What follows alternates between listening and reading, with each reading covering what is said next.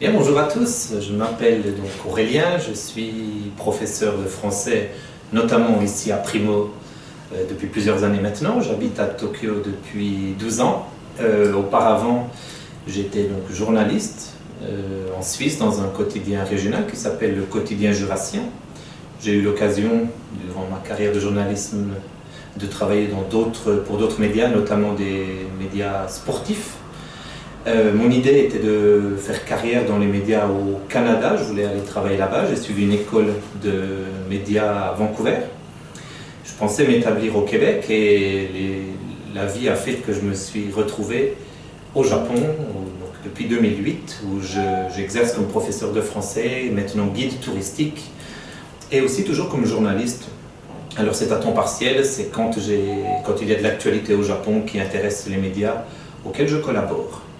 Voilà, donc je connais déjà certains étudiants ici, mais j'espère faire de nouvelles connaissances aussi grâce à ce cours qui sera donc consacré aux médias francophones, aux médias français en particulier et surtout à la presse écrite. Voilà. Le but de ce cours sera de vous aider à mieux comprendre les articles journalistiques donc en France et surtout en travaillant sur leur structure. Alors il y aura besoin d'un peu de vocabulaire spécifique. Il faudra apprendre évidemment ce qu'est un titre, un surtitre, mais des mots plus précis aussi, comme un chapeau, des intertitres. On va aussi voir les différents types d'articles, que ce soit bien sûr des articles d'enquête, des articles d'opinion. On va voir aussi des brèves, des articles d'agence, voir la différence aussi quand il y a un envoyé spécial, quand c'est des articles écrits pour plusieurs journaux.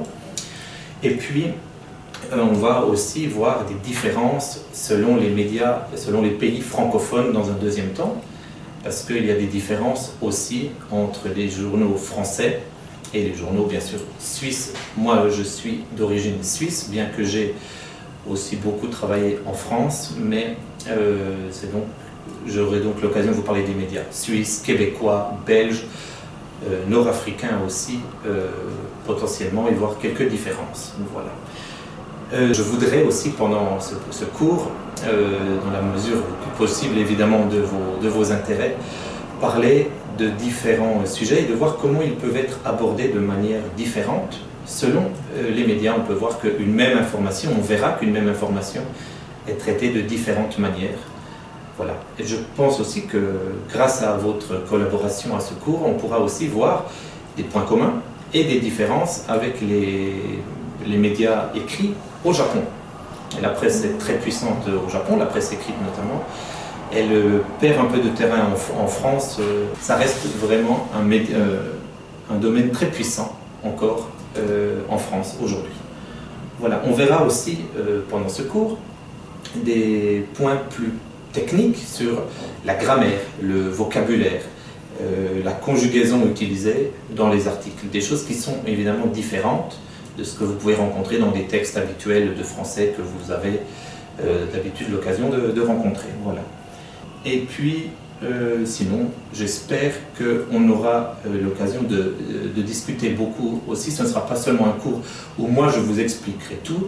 J'aimerais aussi essayer de susciter votre intérêt en vous montrant des exemples et que vous-même vous remarquiez des choses, des techniques, des formules spéciales propres à la presse française. Cette leçon pourra aussi vous aider à mieux apprivoiser des articles que vous rencontrez aussi parfois dans les examens de français. Le Futsuken et encore plus les examens de DELF souvent utilisent des articles issus de journaux, de magazines, de la presse française. Et même si vous ne comprenez pas tout l'article, tous les mots, être capable d'identifier les points importants de l'article, les endroits où l'argumentaire est vraiment mis en avant, ça va vous aider passablement aussi en cas de préparation d'un examen. Voilà.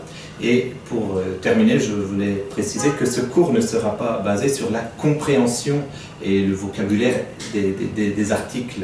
C'est vraiment sur le vocabulaire de la presse, des médias, et donc pour vous donner les outils pour mieux comprendre et ensuite réussir plus facilement à résumer les articles, à les synthétiser. Voilà.